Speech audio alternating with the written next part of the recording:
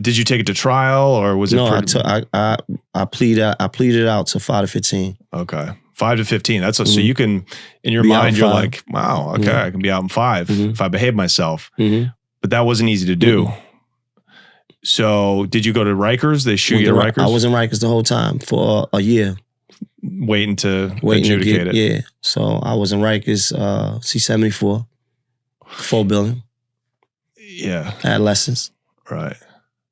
Okay. That must have been...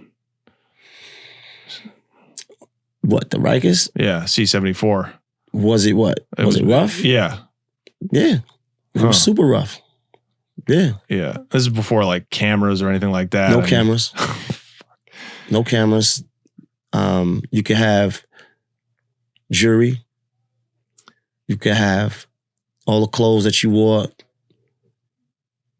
from outside. So if you have jewelry, there must have been dudes robbing other inmates for their jewelry.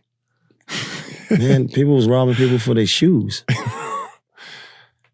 Hey, what size are your shoes, bro? Absolutely.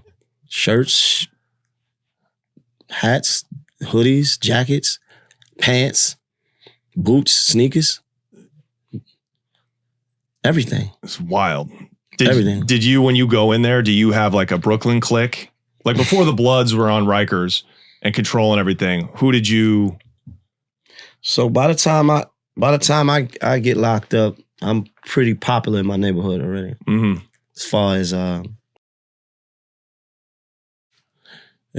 as reputation. Yeah, like I'm a pretty popular young guy.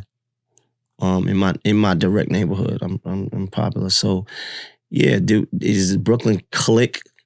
I knew a lot of people. You know, a lot of people knew me. So yeah, I was and then I got right with whatever the motion was. Like, so I kind of just got right with it. You know, this is the era when everybody was cutting. And I kind of got right into it. You know, give me a razor. I need a razor. Oh, word, I get razors in here. Call the girl up. Yo, bring me a box of razors. You know, sneaking, putting the black tape over them. You know, going in the visit, getting a box of razors. I'm coming back. I'm arming the homies. Yo, everybody getting razors. You know, we in here getting busy. So I kind of got right with the environment. Yeah, right into motion. That was the easiest to me when I first got locked up. What I noticed was the guys that did time the best were the guys that just didn't feel bad for themselves, that just got right with the environment. Yeah, I got right into it. I should have been paying attention to my case or whatever, but like I'm saying, you're young. You're young. And this is where the wind is pushing you. Right? Yeah. So all the guys that I know from the streets, they in there getting, they're getting busy. Yeah. They ain't going for nothing, they ain't having it. And I want to be able to be the same way that I was in the street. Right. So we was in the street doing shit. I'm gonna come here now and then what? Just let niggas have their way with me? Right. Nah, I'm not doing that. You can get your pants taken? Never. Did you see guys get victimized like that? Guys that didn't want to get down? What do you mean get down? Like get down, like be with the have a ox on them. You didn't get victimized because you didn't want to have a razor or an ox or a weapon. You didn't get victimized for that. You might have got victimized for having something that somebody wanted. Nobody cared if you had a razor or not. Did you ever get tested? Of course. You get tested. It's all a test. The whole environment is a test. Yeah. Did you ever give somebody the $150? Plenty. Wow. Holy. Yeah. Plenty. That is wild. Plenty times. Yeah. Yeah. Damn. And did you get one? I got cut. I remember when you first got on in rap, I remember that big $150 scar. I think it was more pronounced. And I was like, the first thing I thought was, man, that's good marketing. Good marketing. Because he was really about it. It was, it's proof. Yeah. So was that on Rikers when you were fighting your case? That happened upstate. Okay. So you go from Rikers and you get sentenced. And then you go upstate to do your time. It's the same thing. You're still at war. You're still into it. And yeah, I got cut. I did a lot of cutting. So I've always looked at that as I just got one cut out of the cutting that I did or the activities that I was involved in. Right. It ain't nothing. It's kind of like your case. You're like, I just got one case. I did a lot of robberies. Did a lot of shit. And I ain't just say it was robberies. I did a lot of things. Period. Just leave it there. And by the way, I know these are prying questions. Right. This is why I have the best show in the space. So you're doing great. Right. Don't worry about it. We're going to go viral. We're going to go viral. Yeah, that's so you're on there for a year. Mm-hmm. And did you ever get like sent to the hole, the shoe? I spent most of my time there. Even on Rikers? Mm-hmm. Just for being an instigator and a cutter and a fighter? Just being in the just being into things, getting caught with things, being in the Mm-hmm. Yeah, so out of the 12 months that I was on Rikers Island, I was in the Bing, because they called it the Bing back then. Out of the 12 months I was in Rikers Island, I was in the Bing 9 months, a total of 9 months. So I was only ever in population 3 months, and that was in spurts, 15 days here, 2 weeks here. Right. Because they'd let you out finally, and you would get in trouble again just immediately. Yeah, they let me out by mistake before. All right. That was the greatest time. They let me out by the Bing by mistake. I'll never forget that day. I was a 6-lower Bing. He was like, Coleman, back up. I was like, what? Back up.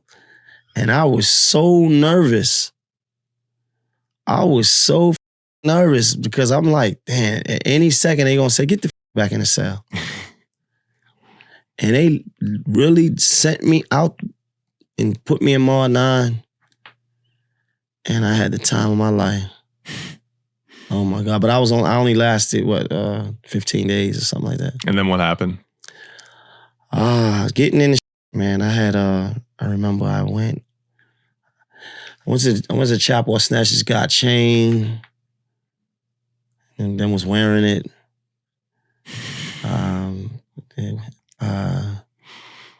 I think I went back to the Bing over something that happened in the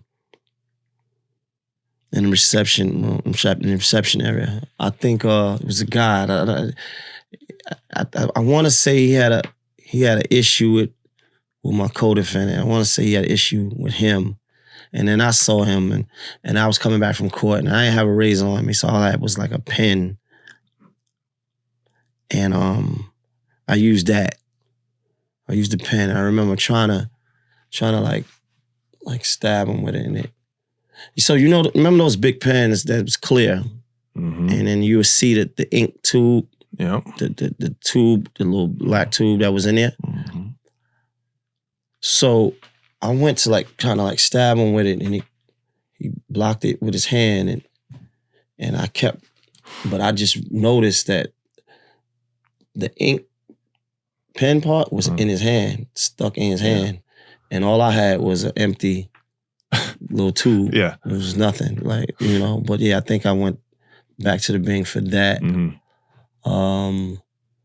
And wound up never getting back out the Bing, yeah. So you got your sentence from the Bing? Yeah. You went I went off from the Bing, yeah. Wow. I went off from the Bing, and then when I got upstate, I was getting in trouble there. And I was spending a lot of time in a box. Okay. SHU. So you got sentenced to 5 to 15. Mm-hmm. Were you the first person in your family to get a long prison sentence like that? Yeah. And your father's gone at this point. Your mother, can't imagine she's delighted. Right. She's not at devastated. All. Right. You go up. What do you think to yourself? 5 to 15.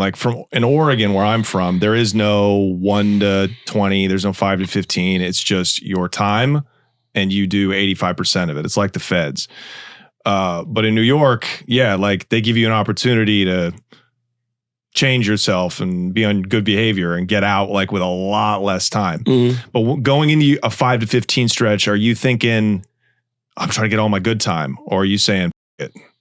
I'll max out if I want to? No, I never had that. I never had that mentality. I'm just gonna max out. I'm just gonna do no. I ain't even gonna oversell you some gangster shit, because that's never was me. I wanted to get out. I wanted to go home. I always wanted to go home. I felt like when I got the 5 to 15, I felt like, yeah, I'm going home in 5 years. I'm gonna be home in 5 years. That's what I always felt like. That's what I told, the girls that would come see me. Yeah, I'll be home in 4 more years. All I got is 4 years. I'll be home. Now, what I'm saying and what my actions are doing didn't always coincide.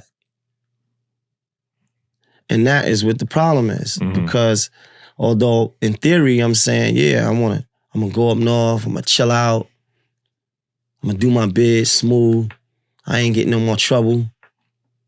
I always wanted to be that, but I just always was getting in trouble back then. It was always one thing or another. And mostly I say it was mostly my fault. Pride again.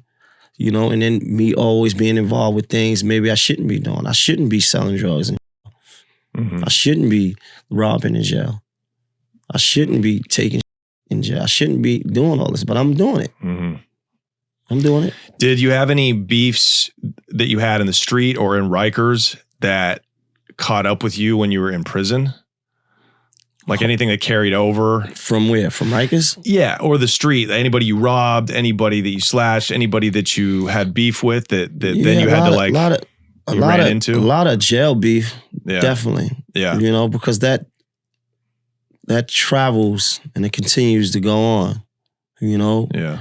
We 30 years past all that, and people still talking about my jail beef, which is ludicrous to me because we didn't spent, summer nights on beaches somewhere with multiple women. Like we living life. Like what we talking about? Jail beefs. Like, But when you were in prison though, did your Rikers, how you got busy on Rikers, did that give you a reputation when you got to prison? Like, did that make you official? Yeah, I was cool.